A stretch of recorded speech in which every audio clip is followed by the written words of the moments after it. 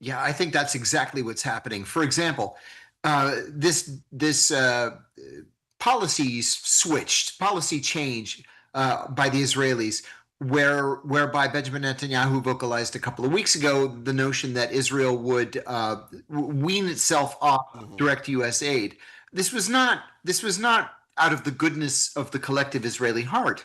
This was simply a change in how that aid is provided, where it's not going to be direct cash payments, for example, or just free weapons. We'll allow the Israelis to co-develop the weapons. We'll allow the Israelis to have offices inside the Pentagon or inside the CIA to share technology, to just get it for free. It's even better aid just under the guise of independence. And you're right about public opinion.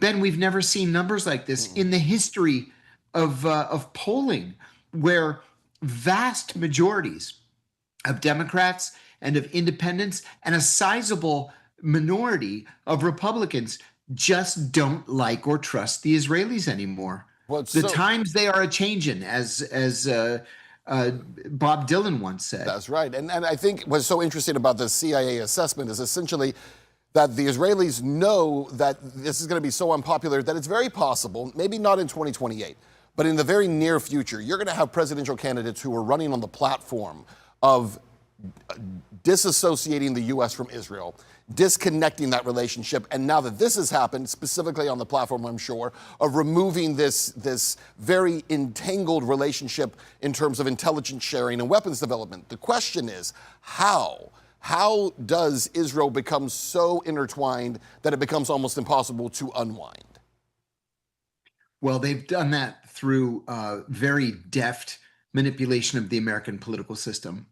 The millions, hundreds of millions of dollars that are spent in political campaigns at every level of American politics over the course of decades has essentially joined Israel at the political hip with the United States. One of the things that we saw differently in the House vote uh, on the National Defense Authorization Act last week was a joint statement by Representative Thomas Massey, the conservative Republican from Kentucky, and Representative Alexandria Ocasio Cortez, the progressive Democrat from New York, where they both said that this idea of co-locating and linking Israeli defense with the U.S. Pentagon was a direct assault on American sovereignty. And that is exactly what it is. It's an assault on American sovereignty. That's why the Israelis want to act quickly, Yes. because they want to get this thing into law, be co-located with the Pentagon and with the CIA before the American people are onto it and can put their foot down to stop it. You know, you're someone who I think knows so much more about the tentacles of how all this works than many people. We use the term deep state. Obviously, you host a show called The Deep State, but this becomes the much deeper state if this is allowed to happen, because the level to which there is an entanglement, we know that even right now, administrations come and go, and many times have no idea how far these tentacles reach. I feel like this becomes an entirely different level of that. Oh, it really does. You know, I've been saying for many years, Ben, that at the CIA, we had a deep distrust of the Israeli Mossad. The Israeli Mossad was always trying to spy on the CIA. Just 2 weeks ago, the Defense Intelligence Agency released a memo to all DIA employees warning them of stepped up Israeli espionage against DIA employees. So the Israelis are actively spying on us, actively spying on the American intelligence community, and then at exactly the same time, carrying out negotiations to be co-located with the U.S. intelligence community and the Yes. defense community. It's like we live in the twilight zone. How can this happen? This doesn't happen in any other country in the world, Right. but it's happening here. Well, Well, that's this is exactly what we should be careful of and wary of. Yeah, it's such a great point that no other country would tolerate this. Why are we? Why is the U.S., arguably the world's greatest superpower, willing to accept this kind of behavior. The idea that the public is so against it, I think if you did public polling on this idea, it's going to be dismal. And yet we see the overwhelming support coming from members of Congress. And this goes back to the argument that so many people have made of how co-opted the Congress is, how co-opted lawmakers are. They're all bought and paid for. AIPAC owns them, the Israeli lobby owns them. Or they are afraid because they think they'll be Thomas Massied, right? They'll get rid of them if they don't play along. How do we overcome that part of it? Because that's a major issue when the people are not, and this has been true in many cases, but this is a very stark example of where the people are not represented by their representatives.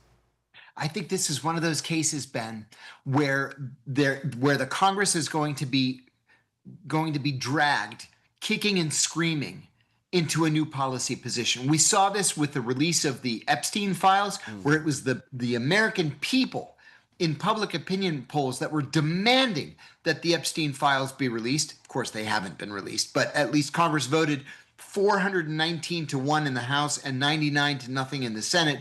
I think we're going to see the same thing here, where Congress is wishy-washy. Congress is liable to influence, political influence by AIPAC and by the Israeli government itself. And it's the American people in these very strong public opinion polls that are going to drag Congress to the right position. It's going to take a little time, but I think we're headed there. Yeah, I think we're absolutely headed there too, because again, this is so unpopular that you can, at this point, really remove people from office just based on their allegiance to Israel. It feels like we've shifted that far. And to think that would even be the case 5 years ago seems ludicrous at this point. I'll give you the last word here, but moving forward, what is the next step, do you think, in terms of this battle? It seems like this thing is almost inevitable. It will happen. The question is, how long does it last? What is your view on that? Yeah, I hate to say that I agree, but I agree. It probably is inevitable. It could be delayed or modified in the Senate because in order to break cloture, which means to allow a bill to come to the floor of the Senate for a vote, you need 60 votes. So the Republicans would need 7 Democrats to vote yes. The Democrats are a little bit more sensitive on this issue than the Republicans are right now. And so I think there's a possibility, not a great one, but a possibility that it could be taken out of the final, the National Defense Authorization Act, and maybe have it postponed for a year.